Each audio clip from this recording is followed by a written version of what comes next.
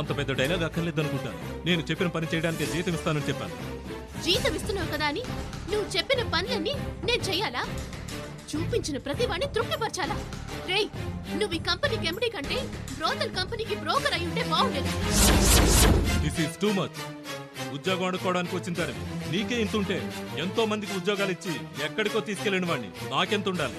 ఇష్టమైతే జాయిన్ అవ్వు, లేకపోతే లేదు. ఎక్కువగా మాట్లాడావో ఏం చేస్తావరా? ఏం చేస్తావు? ఏం చేయగలవు? నా ఫ్రెండ్ హస్బెండ్ కాబట్టి ప్రాణాలతో బ్రతికిపోయావు. లేకపోతేనా? ఒరే, నీ నిజ స్వరూపం నా ఫ్రెండ్ కి అదే నీ భార్యకి చెప్పేదే అనుకో. నువ్వేమవుతావో, నీ జీవితం ఏమవుతుందో తెలుసుకో. ఏమన్నా నా గురించి నా పెళ్ళంతో చెప్తావా? వెళ్ళు వెళ్ళు, వెంటనే వెళ్ళి చెప్పవే. నీకు విషయం తెలుసా? నాకు నా పెళ్ళానికి మధ్య ఒక అగ్రిమెంట్ జరిగింది. ఆ అగ్రిమెంట్ ఏంటో తెలుసా? మేం బయట జనానికి మాత్రమే మొగుడు పెళ్ళాలి, కానీ ఎవరికి ఎవరు ఎప్పుడు ఎక్కడ తారసపడ్డా ఇష్టపడ్డా వాళ్ళతో ఎంచక్కా ఎంజాయ్ చేయొచ్చు.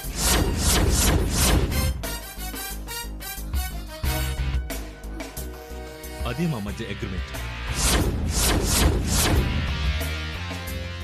అలాంటి అగ్రిమెంట్ మీదే మేమిద్దరం మొగుడు పెళ్ళాలం అయ్యాం. ఇలా వ్యాపారం సాగిస్తూ హాయిగా కార్లలో తిరుగుతూ ఇలా బంగ్లాలో ఉన్నాం. నీకో నిజం చెప్పనా? నీ ఫ్రెండ్ అదే నా పెళ్ళం నిన్ను చూశాక నాకు ఫోన్ చేసి ఏం చెప్పిందో తెలుసా? ఒరే రాహుల్, ఎందుకురా కొత్త కొత్త అమ్మాయిలతో వెంపర్ల పడతావు? నీకు కడిగిన ముత్యుల్లాంటి అమ్మాయిని పరిచయం చేస్తాను, దాన్నే పర్మనెంట్ గా పెట్టు.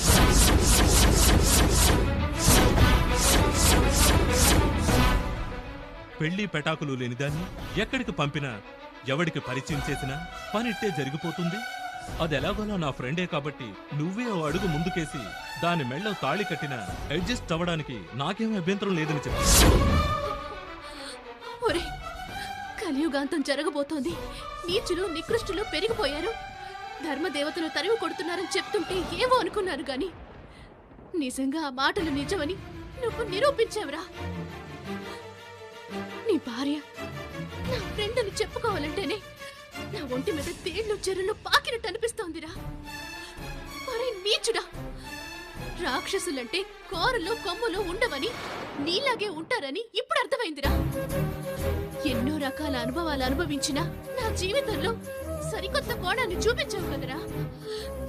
నీకు శతకోటి నమస్కారాలు.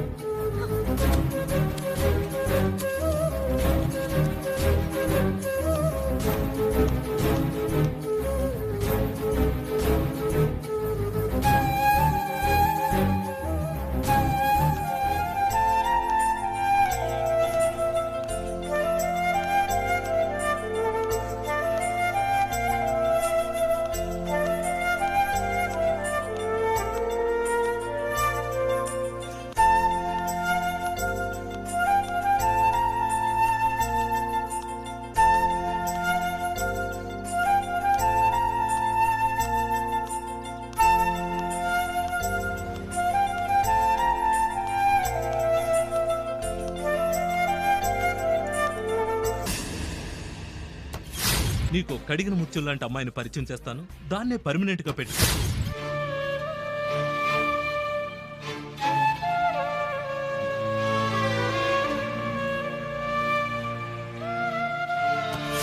నీ భార్య నా ఫ్రెండ్ అని చెప్పుకోవాలంటేనే నా ఒంటి మీద తేళ్లు చెరులు పాకినట్టు అనిపిస్తోందిరా.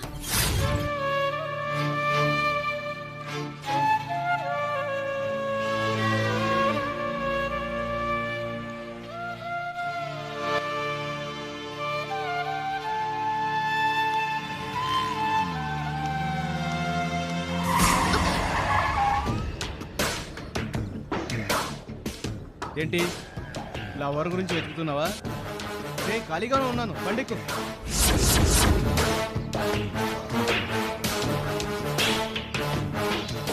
ఏంటి ఆలోచిస్తున్నావు? వచ్చి బండెక్కు.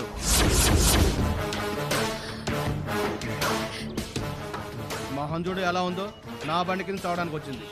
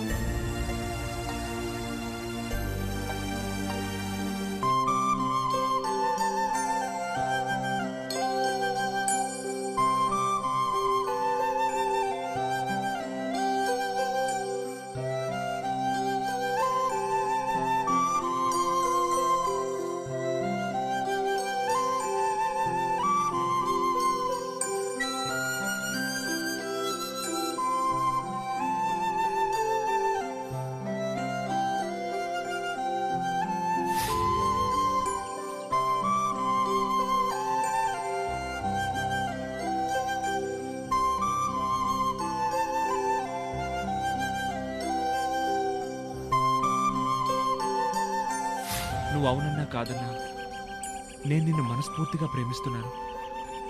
నీకు ఆకాశరామన్నలాగా లవ్ లెటర్ రాసింది కూడా నేనే.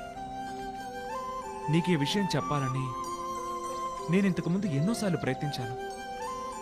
కానీ నువ్వెక్కడ కాదంటావోనన్న భయంతో చెప్పలేకపోయాను. నువ్వు నా ప్రేమను ఒప్పుకుంటే రేపు సాయంత్రం 6 గంటలకి మళ్ళీ ఇదే చోటికి రావాలి. నువ్వు నా ప్రేమను ఒప్పుకుంటే రేపు సాయంత్రం 6 గంటలకి మళ్ళీ ఇదే చోటికి రావాలి. ఇప్పటికైనా మించిపోయిందేమీ లేదు. మీరు ఆమెను మంచిగా పలకరించండి, అనునయంగా మాట్లాడండి. నువ్వే నా జీవిత సర్వస్వం అనండి. ఆమెతో మంచిగా మెలగండి. ఆమె తప్పకుండా మారుతుంది.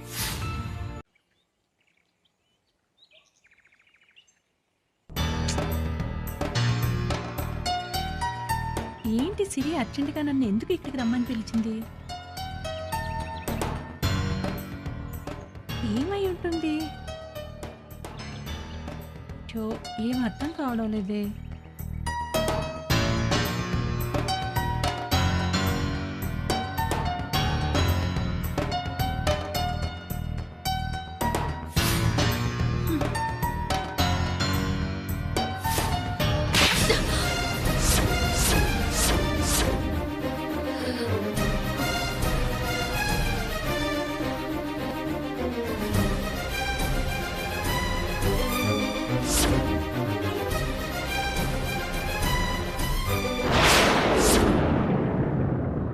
ఏవే, అసలు నీ మనసులో నువ్వేమనుకుంటున్నావే? మీరిద్దరూ కలిసి బజార్ తిరుగుళ్ళు తిరిగినట్టుగా ఊర్లో జనమందరూ మీలాగే ఉంటారనుకుంటున్నారా? నువ్వేదో కార్లో డాబుగా దర్భంగా తిరుగుతుంటే అదృష్టవంతురాలివి బాగున్నావు అనుకున్నాను. నువ్వింత దరిద్రాలివి అనుకోలేదు. నీ సంపాదన ఇంత నీచమైంది అనుకోలేదు. చిచ్చి, నీది ఒక బ్రతుకేనా? నీలాంటి వాళ్ళు బ్రతకడం కంటే ఏ నుయ్యో గొయ్యో చూసుకుని చావడం. స్నేహితురాలివి కాబట్టి బ్రతికిపోయి, లేకపోతే నిన్నిప్పుడే ఇక్కడే నరికి పాతి పెట్టేస్తుండేదాన్ని. వెళ్ళిపో. ఇంకెప్పుడు నీ మొహం కాదు కదా, నీ నీడ కూడా నాకు కనిపించకూడదు. పోవే, పో. సిరి,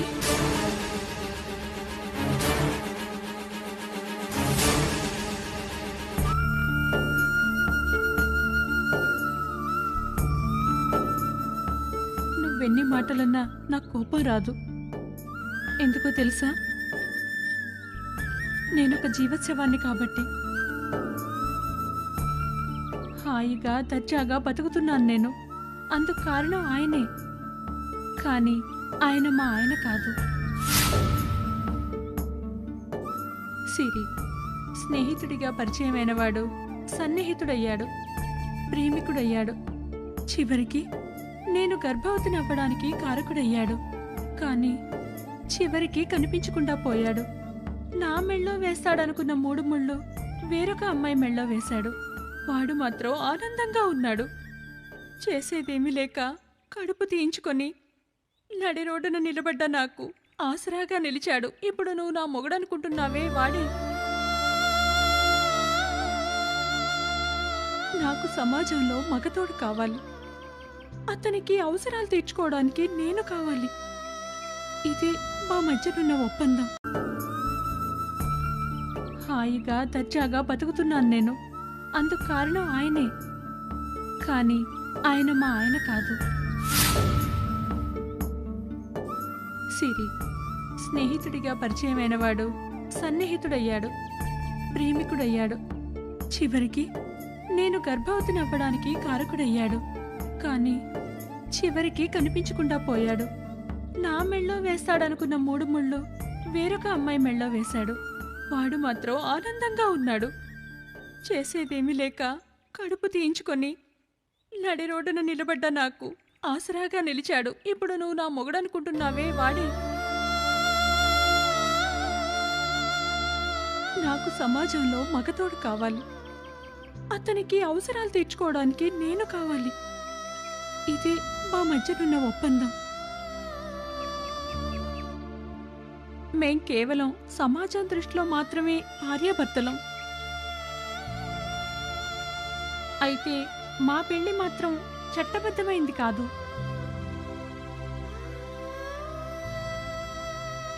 మనసులో కుళ్ళి కుళ్ళి ఏడుస్తున్నాను. నన్ను మోసం చేసిన వాణ్ణి ఏనాటికైనా దెబ్బతీయాలన్న ఒకే ఒక్క లక్ష్యంతో మన మనిషిగా జీవిస్తున్నాను.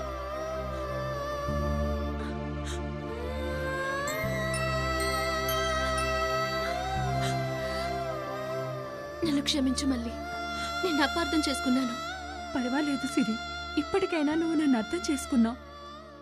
అది సరే గాని ఇప్పుడు నువ్వు ఉద్యోగం కోసం వెతుకుతున్నావంటే ఇంతకు ముందు నువ్వు పనిచేసిన చోట అసలు నువ్వెందుకు మానేశావు? నీది నాది దాదాపు ఒకేలాంటి గతం. కాకపోతే నువ్వు నాకంటే ఒక అడుగు ముందుకేశావు. ఇంతకు ముందు నేను పనిచేసే కంపెనీ ఎండి మురళి నేను ప్రేమించుకున్నాం. మానసికంగా ఒకటయ్యాం. మరుసటి రోజు సాయంత్రం 6 గంటలకి కలుస్తానన్న వ్యక్తి 3 ఏళ్ల తర్వాత ఆఫీసులో ఎండీగా మరొకరికి భర్త స్థానంలో కనిపించాడు. ఆ షాక్ నుంచి తేరుకోలేక ఉద్యోగానికి రాజీనామా చేసేశాను. నువ్వు తప్పు చేశావు సిరి. తప్ప? ఇందులో తప్పే ఉంది. 3 సంవత్సరాల పాటు నువ్వు ఎలాంటి మానసిక వేదన అనుభవించావో నేను అర్థం చేసుకోగలను. అలాంటిది అతను మళ్ళీ నీకు కనిపిస్తే అలా పారిపోయి వచ్చేస్తావా? ఇందులో పారిపోవటానికేముంది? అతని మొహం చూడదలుచుకోలేదు. సిరి, నీ ఆలోచనలో అర్థం లేదు. మర్చిపోయిన గతం గుర్తుకొచ్చి నువ్వింకా బాధపడతావే కానీ నీ సమస్యకు పరిష్కారం దొరకదు. అందుకు నన్నేం చేయమంటావు? ఎక్కడ పోగొట్టుకున్నావో అక్కడే వెతకాలి. ఎక్కడ ఓడిపోయావో అక్కడే గెలవాలి. నీలో ఆశలు రేపి మాయమైన ఆ మురళి క్షణ క్షణం చిత్రవధ అనుభవించాలి. నీకు చేసిన ద్రోహం గుర్తొచ్చి ప్రతి రాత్రి ఆయన ఏడవాలి. అందుకని నువ్వెప్పుడు అతని ముందే కదలాడుతూ ఉండాలి. సరే, ఇప్పుడు నన్నేం చేయమంటావు? మళ్ళీ వెళ్ళి అదే కంపెనీలో ఉద్యోగంలో చేరు.